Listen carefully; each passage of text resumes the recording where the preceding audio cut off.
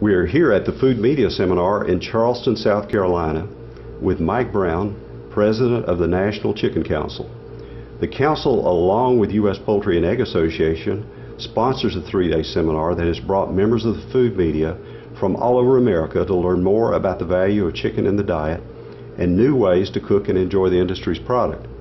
Mike, the Food Media Seminar isn't over yet, but I'd say it's been a success already in getting the message across that chicken is nutritious and a healthy part of a balanced diet, as well as being affordable.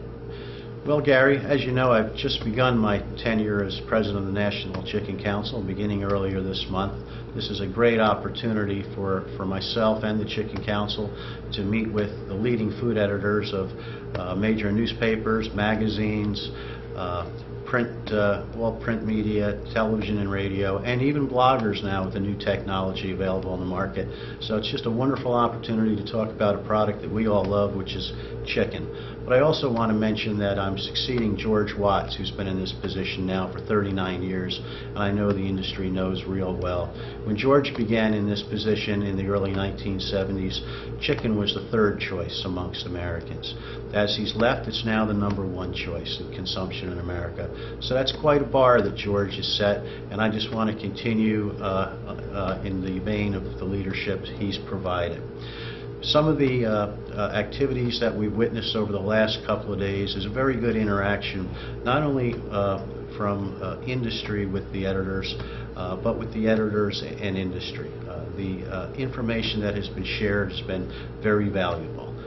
We've learned from Bernard Leonard, the chairman of the National Chicken Council. He provided an excellent analysis on the state of the poultry industry, the opportunities that lie before us moving forward. We had an excellent panel of CEOs from Sanderson Farms, Pico Foods, Purdue, and Tyson Foods as well. And the interaction, the dialogue has been fantastic. Well, several sessions have highlighted the industry economics and food prices, and the media members were able to ask questions of a panel of industry CEOs that you mentioned here at the meeting, and those were lively sessions with some good exchange of ideas. They were an excellent exchange of good ideas, and you could tell not only were the media taking notes, but so were the panelists based on the questions they received from editors, because the questions that the editors were proposing were questions that they have from consumers. So I think the ideas and the exchange was very good. Certainly we see pressures coming with increasing food costs and inflation, but I think what we also learned from the dialogue, whether it was from our panelists or some of the economists that were also here, we have tremendous opportunities to increase consumption and to market our product further in this upcoming year. As you look ahead, what are the major challenges facing the industry and the National Chicken Council? Well, I like to look at challenges as more as opportunities for the industry, but certainly there are pressures that are here and real right now. With food price pressures, that begins with input costs. We're fortunate in this industry that for about every 2 pounds of corn, we can convert that into a pound of meat in our birds. But the main pressure right now is a failed ethanol policy in this country that's driving up these input costs. I look at that as an opportunity to work with Congress and to work with the administration to bring forth to them the concerns our industry have to address this failed policy so we can move forward. We also have tremendous opportunities in trade.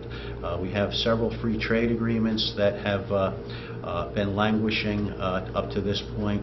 We're looking for action. We want the administration to bring these proposals before Congress, and we're going to encourage all of our congressmen and senators to support those proposals so we have access to these critical markets. Let's face it, Americans love chicken, and so does the world, and we want to get our excellent product to them.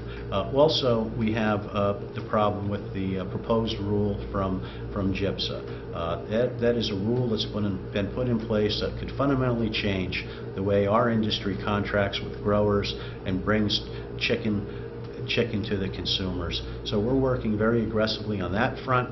I'm optimistic. I think the administration has received the message. I know members of Congress are engaged in this issue, and I have a very positive feeling moving forward on all of these issues.